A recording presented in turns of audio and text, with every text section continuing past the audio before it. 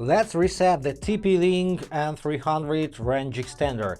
It's super easy, just turn the extender to face the bottom and find the small hole, and the reset button is located in this hole, and if you press this button you will reset all passwords, all connections with devices, applications and accounts, and you will have to set up the extender from scratch. So if you wish so, you need to take some pointed tool and gently put into this hole and press the button until you hear a click.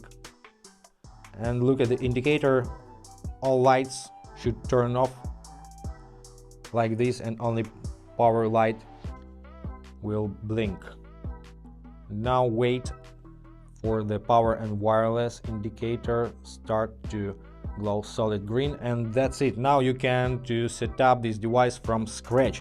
I hope this was helpful. Subscribe to the channel, hit the like button and be awesome. Bye guys.